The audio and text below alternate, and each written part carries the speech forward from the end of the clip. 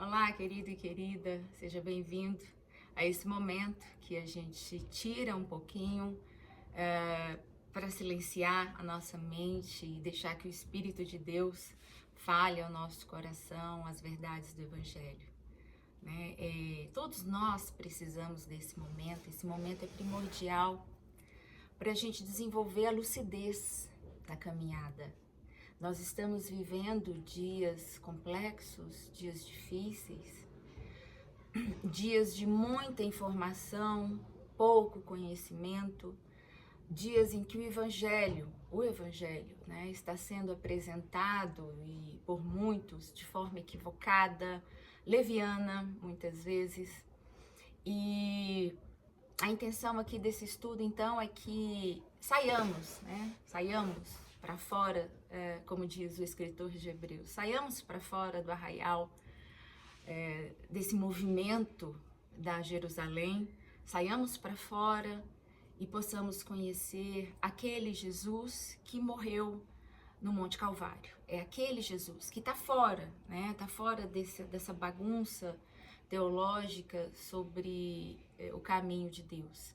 E aqui no Evangelho de Mateus, como todo o Novo Testamento, à luz do entendimento de Jesus, todo o Novo Testamento traz a pessoa de quem foi Deus, de quem é Deus e de quem sempre será Deus. São princípios imutáveis com aplicativos circunstanciais. E a gente só aprende essa sabedoria e a gente só tem esse discernimento a partir dessa leitura, dessa reflexão. A reflexão é onde o seu modelo cognitivo se expressa, né? É na reflexão que você junta o que você sabe com aquilo que o Espírito te traz, com a sua história de vida, emoção, e ali você vai construindo uma psique saudável, tá bom? Tem tudo a ver. O Evangelho é assim, o Evangelho, ele tem esse poder de... Estava até conversando isso ontem com meu irmão, né? O Evangelho, ele tem esse poder de pegar os nossos caquinhos interiores, né? E transformar isso num homem e numa mulher íntegra. É isso que eu tenho experienciado na minha vida, né? Ele vai juntando pedaços largados, traumatizados, sofridos, eufóricos, e vai trazendo todos eles, né, dentro da sabedoria do Espírito de Deus. Ele vai dando forma a uma nova mulher. E que isso possa também acontecer com você, trazendo forma a um novo homem e a uma nova mulher no seu coração, bom? E isso é por conta do Evangelho, né? E aí a gente tá falando aqui agora de Mateus 9, né? Se você chegou por agora, nós estamos em Mateus 9, todos os outros vídeos já estão à disposição aí no meu canal, no YouTube, no Instagram, e você pode fazer esse acompanhamento, tá bom? Mateus 9, dos versículos 35 a 38, então a gente está vindo aí de uma explanação da vida, da caminhada de Jesus, ora em Cafarnaum, ora fora de Cafarnaum. E nós acabamos de falar sobre Jesus que encontrou os dois cegos, encontrou o mudo, os curou. E aí agora ele vai percorrendo ali as cidades próximas, né? Aqui tá no 35, você pode acompanhar aí comigo. E percorria Jesus todas as cidades e aldeias, ensinando nas sinagogas, pregando o evangelho do reino e curando todas as enfermidades e moléstias entre o povo. Então essa era a caminhada de Jesus. E é importante aqui a gente compreender esse ir e vir de Jesus, né? Tateando pessoas, falando com pessoas, olhando nos olhos de pessoas. Esse é o caminho do Evangelho. E ele faz isso pregando o quê? Ele está falando aqui o Evangelho do reino, de um reino. Essa palavra reino, ela é muito expressiva para essa comunidade aqui, para essa cultura, e para nós hoje continua sendo. É o Evangelho do reino. Que reino? Jesus estava propondo um novo caminhar, de um reino que não era o reino aonde Israel dominaria todos os outros povos. e nem o evangelho de um reino onde Jesus seria o rei sentado num trono. E as pessoas, grande parte deles, entendiam que era esse reino proposto, a ponto de o próprio Jesus ser zombado na cruz e falarem, né, a ele, o soldado vai dizer, olha, cadê o reino a que você se propôs? Onde está esse reino? A percepção daquele homem e de toda a multidão que colocou Jesus na cruz, inclusive os próprios sacerdotes farisaicos, era a percepção de um reino desse momento, dessa hora, com coroa e tudo mais, reinando sobre outros povos, inclusive. Mas o seu processo cognitivo dessas pessoas não conseguiu assimilar esse reino que caminha no chão da terra, pegando poeira, pegando sol, sofrendo, muitas vezes, como o próprio Jesus vai dizer, não tendo aonde reclinar a cabeça. É esse o reino que ele está se propondo. E nessa caminhada de tocar pessoas, de curar, de falar, ele vendo as multidões, está no 36, tinha grande compaixão delas, porque andavam cansadas e abatidas como ovelhas que não têm pastor. Então é esse Jesus que olha e tem compaixão dessas pessoas, né? E essa palavra compaixão, diferentemente da empatia, a compaixão, ela é o mover, o meu mover, o seu mover, o mover de Jesus, o interior dele a fazer algo. É um mover agindo, é um olhar que carrega a empatia de compreender o outro, mas também a motivação de fazer pelo outro, né? De sentir a dor do outro, de estar no lugar do outro, de entender a vida a partir daquela perspectiva, mas também de se mobilizar eticamente, do fazer, do caminhar, do estender a mão, do acolher, do ter uma palavra, né, para ovelhas cansadas e abatidas. Esse olhar de Jesus, ele é fruto não de quem quer dominar. Quem quer dominar não consegue ter compaixão. Veja que é tudo um encadeamento de pensar e ser, e ir lá e fazer. Esse evangelho de um reino de salvação, de um reino de fortalecimento de uma identidade interior em cada ovelha, é essa mesma percepção que faz com que eu vá e faça, entende? Porque o evangelho de um reino para o tempo presente não mobiliza o coração humano para ter compaixão. Pelo contrário, né? Esse evangelho aí, de um reino para o tempo presente, ele mobiliza para incriminar pessoas, né? Para colocar pessoas no poder, para criar bancadas evangélicas, né?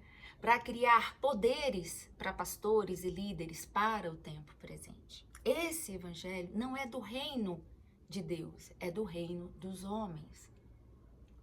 É bem importante que a gente fale isso, porque o evangelho de Jesus e o reino a que ele se propõe é esse reino que olha para o ser humano e consegue contemplar a interioridade dele sem necessariamente nele estar. Por isso que ele olha para essas multidões e as vê abatidas, como ovelhas que não têm pastor, como pessoas que não têm um lugar de descanso, não na cabeça, mas o descanso do próprio coração. Elas não têm fonte de bom ânimo, elas não têm fonte de esperança, elas não têm uma fonte de fé. Porque em todo o evangelho, não apenas aqui, você, na medida que você for lendo, você já deve ter observado isso, não poucas vezes nós somos comparados a esse animal, ovelha. A ovelha, a natureza da ovelha, não é uma natureza de onça, de caçar, ela não é um animal que caça, né, que destrói. Não, a ovelha, ela é um animal que traz essa sensibilidade, né, do acolher. E elas andam, e elas precisam de pastor para conduzi-las, porque facilmente elas se perdem, facilmente elas têm uma visão curta, embora seja uma visão, né, lateralizada, mas é uma visão que para frente é curta. Alguns estudos até dizem que elas têm uma certa miopia, não conseguem enxergar adiante.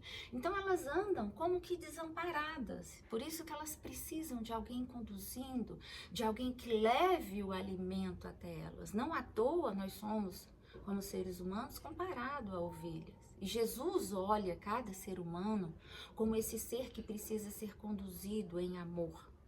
Precisa ser conduzido para um encontro com a sua nova identidade. Porque essa condução não é a condução só do alimento físico, mas é antes levar esse indivíduo a ter contato com quem ele é de verdade e com quem ele não precisa ser. Então nós não precisamos ser ovelhas desamparadas. Jesus quer que nós sejamos essas ovelhas amparadas, né? E ele usa até uma outra expressão lá em João, né? Eu sou a galinha que coloca os seus pintinhos debaixo. Estou ali guardando, dando alimento, dando sabedoria. Paulo vai dizer, olha, peça sabedoria, porque ele dá. Então ele é esse Deus que dá para a gente se fartar de conhecimento, de quebrantamento, de humanidade. Esse é o reino do Evangelho. Jesus nos olha com esse olhar. E aí ele finaliza, né, o versículo 37. Então disse aos seus discípulos, olha, a seara é muito grande, olha o tanto de gente, mas as pessoas os pastores para conduzir essas ovelhas são muito poucas. E ele, de forma imperativa, vai nos ensinar, rogai, pois, ao Senhor da seara que envie ceifeiros, né? Homens e mulheres que orientem essas ovelhas. E é um imperativo mesmo. E esse imperativo de Jesus para nós rogarmos a Deus para que Ele envie, é porque o reino é espiritual. Essas pessoas, elas têm que ter uma capacitação mesmo de entendimento a nível espiritual. O reino não é deste mundo, Jesus vai dizer. Por isso que nós precisamos orar, porque orar é essa comunicação com o que é espiritual. Para que essas pessoas também espiritualizadas no conhecimento desse reino possam agregar, ensinar, como Jesus falou, andar por entre essa gente, né? Lá no versículo 35, ele vai percorrendo, ensinando, pregando e curando. Esse é o preparo para a entrada dessas ovelhas no reino. Então a gente precisa pedir a Deus, Senhor, envia essas pessoas preparadas para ir curando, andando entre nós e pegando essas ovelhas que estão dispersas, estão sem quem os trate para que sejam tratadas. E isso não acontece pelo uso da força humana, mas da força espiritual que move as regiões celestiais com uma palavra que também é celestial, porque a natureza de Deus não é estritamente humana, ela é antes e sobre todas as outras espiritualizada.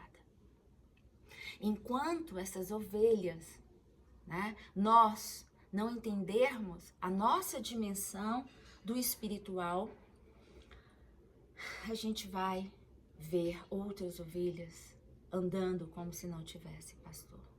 E por isso que o papel nosso é nos apropriarmos dessa compreensão, desse entendimento e andarmos entre tantas outras, dizendo ao mundo, tem de bom ânimo, olha para o céu, né? Eu olho para o céu, olho para os montes, porque é de lá que me vem o socorro. Esse é o convite de Jesus. É o convite e também é a ordem. Roguem, se espiritualizem, né?